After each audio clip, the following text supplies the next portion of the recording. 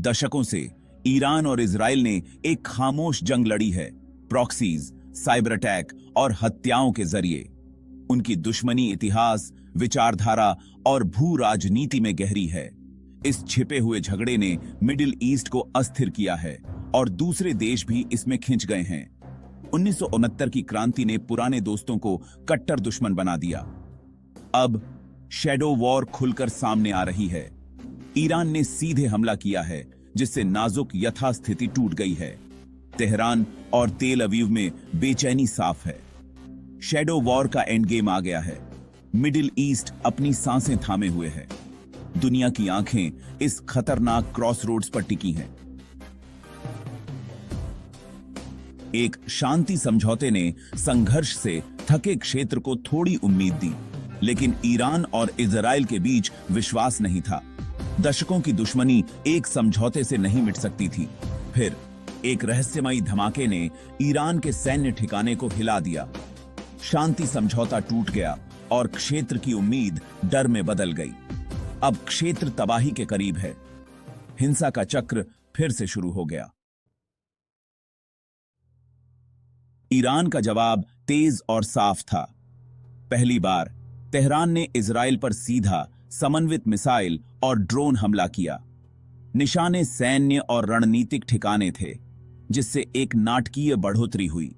Israel के हवाई रक्षा ने कई प्रोजेक्टाइल को रोका, लेकिन कुछ घुस गए, जिससे भारी नुकसान हुआ।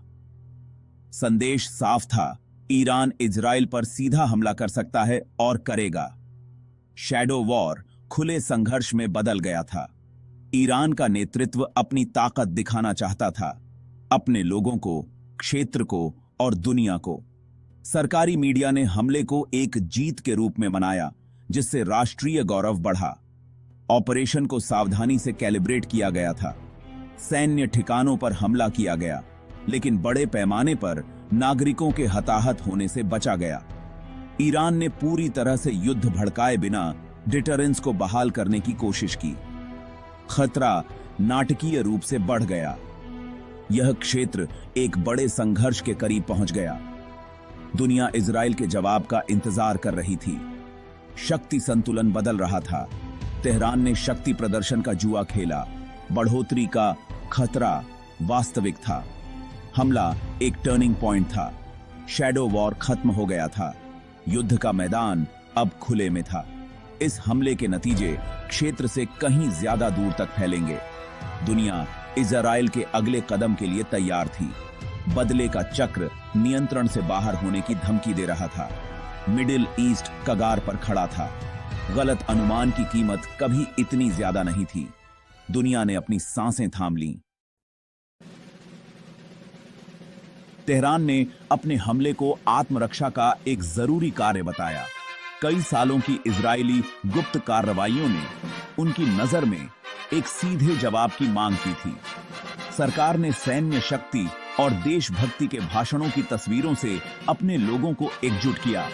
लक्ष्य डिटरेंस को बहाल करना और यह संकेत देना कि ईरान पर किसी भी भविष्य के हमले का उसी तरह जवाब दिया जाएगा। ईरान के नेता एक पतली रस्सी पर चल रहे थे। पूरी तरह से युद्ध छेड़े बिना ताकत का प्रदर्शन कर रहे थे। खतरा बहुत ज्यादा था और ज्यादा अलगाव, सख्त प्रतिबंध और बड़े पैमाने पर बदले की कार्रवाई का खतरा। लेकिन निष्क्रियता, उनका मानना था, और भी ज्यादा खतरनाक थी। आने वाले दिनों में पता चलेगा कि उनका जुआ सफल रहा या बेकाबू हिंसा भड़का दी। दुनिया इसके परिणामों का इंतजार कर रही थी। ईरान ने अपना कदम उठा दिया था। परिणाम अब उनके हाथ में नहीं थे। इजराइल ईरान के बेमिसाल सीधे हमले से हिल गया। सायरन और धमाकों ने लाखों लोगों की सुरक्षा की भावना को तोड़ दिया। सरकार को निर्णायक रूप से जवाब देने के लिए भारी दबाव का सामना करना पड़ा। बहस यह नहीं थी कि जवाब दिया जाए या नहीं, बल्कि यह थी कि कैसे और कब जवाब दिया जाए। एक बड़े जवाबी हमले से क्षेत्रीय युद्ध का खतरा था। एक सीमित जवाब से कमजोर दिखने का खतरा था। सैन्य और राजनीतिक नेताओं ने अपने विकल्पों पर विचार किया। संयुक्त राज्य अमेरिका के साथ बारीकी से सलाह मशविरा किया। इजरायली जनता लचीली लेकिन चिंतित बढ़ोतरी के लिए तैयार थी। संघर्ष के अलिखित नियम तोड़ दिए गए थे। शैडो वॉर अब एक सीधा टकराव था। राष्ट्र एकजुट था लेकिन भविष्य अनिश्चित था। खतरा कभी इतना ज्यादा नहीं था। इजराइल एक क्रॉस रोड्स पर खड़ा था। दुनिया उसके फैसले का इंतजार कर रही थी। ईरान इजराइल टकराव से पूरे मिडिल ईस्ट में शॉकवेव्स फैल गए। पड़ोसी देश जो गोलीबारी में फंस गए थे, इसमें शामिल होने से बचने के लिए भाग दौड़ करने लगे।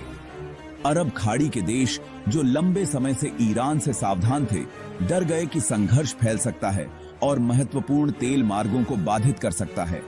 हिजबुल्लाह और हूती जैसे प्रॉक्सी समूह संभावित बढ़ोतरी के लिए तैयार थे। एक मल्टी फ्रंट युद्ध का खतरा बहुत ज्यादा था। अब्राहम अकॉर्ड्स, जिसने इजराइल और कुछ अरब देशों को करीब लाया था, की परीक्षा हुई। क्षेत्रीय गठबंधन दबाव में तनावग्रस्त हो गए। व्यापक युद्ध के खतरे ने सालों की नाजुक प्रगति को खत्म करने की धमकी दी। यह क्षेत्र अराजकता के कगार पर था।